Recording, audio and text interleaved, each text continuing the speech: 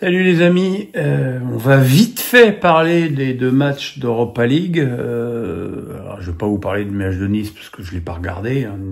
Nice étant déjà éliminé et Francaise ayant fait un Scrabble avec son équipe, ça n'avait aucun intérêt.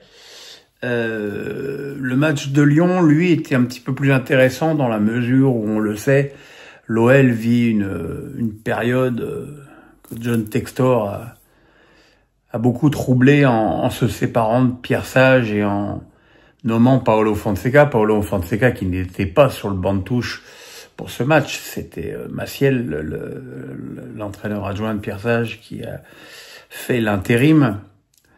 Mais on a vu une équipe de Lyon, j'irais pas jusqu'à malade, mais traumatisée.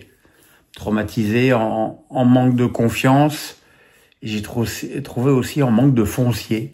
J'ai trouvé cette équipe assez creuse sur le plan physique. Évidemment, ils ont eu quelques occasions, mais les Bulgares de Ludogorets en ont eu quelques-unes aussi. Et Perry a fait des arrêts magiques, dont un partout en toute fin de match. C'est Tolisso qui avait ouvert le score sur une erreur énorme des défenseurs saunes.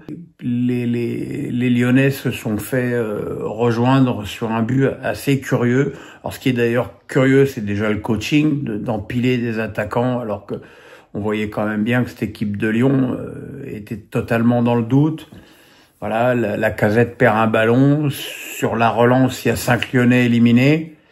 Et derrière, l'action se développe. Et puis, Khaled Tassar ne fait même pas opposition sur le centre. Et Niakhaté n'est ni au marquage du ballon, ni au marquage de l'attaquant. Donc, une égalisation comme à la parade devant ce pauvre Perry. Voilà. C'est un match qui montre à Fonseca qu'il a beaucoup de travail pour remettre cette équipe dans des dispositions morales correctes, parce que c'est pas le cas. Et encore un petit coup de gueule sur l'état de la pelouse absolument catastrophique de l'OL.